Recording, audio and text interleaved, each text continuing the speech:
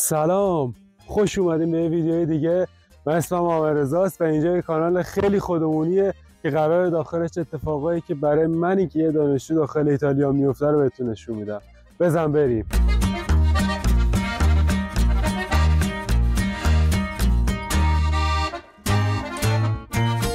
اول اینو بگم که ببخشید یه هفته نبودم، یکم درگیر بودم، یه سری اتفاقا افتاد، بعدش هم سرما خوردم یه 2-3 روز، خلاصه نبودم که بتونم، یعنی نمیتونستم ویدیو بذارم براتون، ولی خب حواسم بهتون بوده. یه کلیت اتفاقایی که افتاد و فیلم گرفتم و قرار بهتون نشون بدم. اولین و مهمترین اتفاقی که به شخص برای من افتاده اینه که دانشگاه تعطیل شده. از 23 دسامبر دانشگاه تعطیل شد و تا 8 ژانویه هم فکر میکنم که تعطیل باشه دانشگاه. بگذاریم. دوشنبه هفته پیش بود که من قرار بود براتون ویدیو بگیرم. دوشنبه من باید میرفتم صبح، میرفتم بیمارستان، یه سری کارا داشتم، یه صبح تا ظهر رفتم بیمارستان، کارامو انجام دادم. موقع برگشت هنوز داره بارون میاد دیگه. آره الان دارم برمیگردم خونه، برم تو ایستگاه اتوبوس واسه برگردم خونه. بارون و تگرگ شدید گرفت، هوا سرد بود. سر همون موقع من دیگه استارت سرماخوردگیم زده شد دیگه. تقریبا یه 3 روز من افتاده بودم خونه. کلا سرماخوردگیم 3 روز است معمولا. روز اول سبک، روز دوم سنگین، روز سوم سبک و دیگه تموم. بگذریم. 3 روز گذشت و بریم بیرون یه قدمی بزنیم، یه لب دریایی بریم. زدم بیرون، گفتم اول برم یه قهوه بگیرم. اینجا یه باگی که هست، ما اطراف خونه 3-4 تا کافه هست. کافه‌های خیلی قشنگ هم هستن، ولی خب فقط تابستونا بازه. یعنی یه دونش هست که بقیه تایم روزم بازه، بقیه‌اش هم فقط تابستونا بازه دیگه. خلاصه گشتیم پیداش کردیم، رفتیم کافه، قهوه سفارش دادیم. قهوه رو بیرون بر گرفتم من، برم لب دریا بشینم قهوه رو بخورم و یکم دریا هم ببینم حداقل.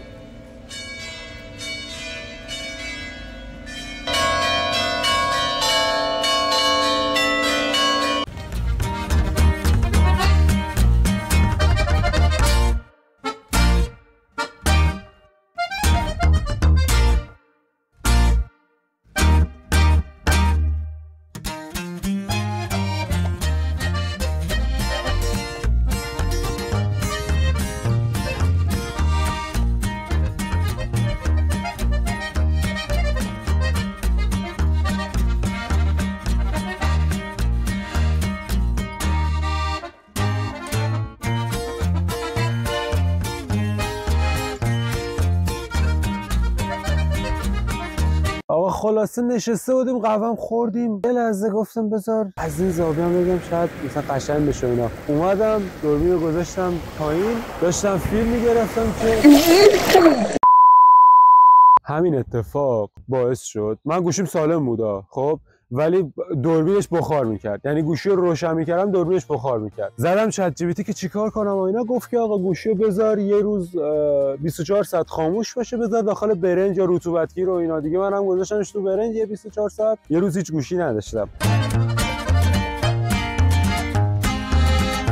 شبش که این اتفاق افتاد گفتیم چرا الکی بشینیم خونه، با هم خونه ایم و همسایه‌مون. تصمیم گرفتیم رفتیم یه کافه رستوران نزدیک خونه. خوب بود، فضاش باحال بود. من یه ساندویچ گرفتم، ساندویچ خیلی کوچیک بود ولی در کل خوب بود. خلاصه دیگه اتفاق خاصی نیفتاد، فقط تنها چیزی که بود همخونه‌ای منم مریض شد. دقیقاً یعنی روز بعد از اینکه من خوب شدم همخونه‌ای مریض شد. یه به خاطر اونم یه چند روز خونه بودیم، بیرون نرفتیم.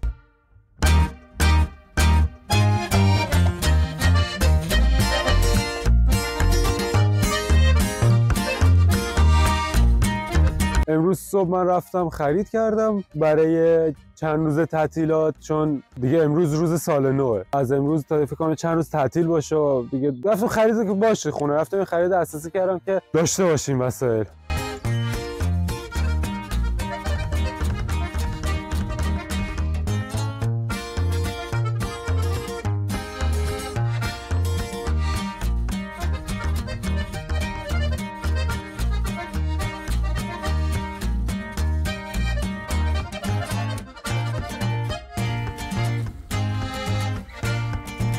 امشب هم شب سال نوه و حالا رفتم اونجا فیلم میگیرم براتون. قراره بریم همون دومای بود داخل ویدیو قبلی بهتون نشون دادم، دومای اصلی. اونجا کنسرته و بعدش هم دیگه قراره این حالا تحویل کنیم و سال جدید شروع کنیم.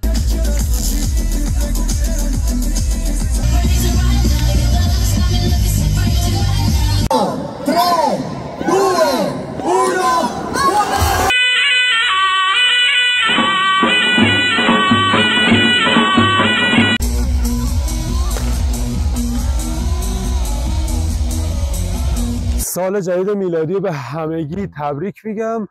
سال خیلی خوبی داشته باشین. مرسی که ویدیو تا اینجا دیدین. نقدی، نظری، چیزی دارین حتما برام داخل کامنت ها بنویسین. دوستتون دارم. فعلا.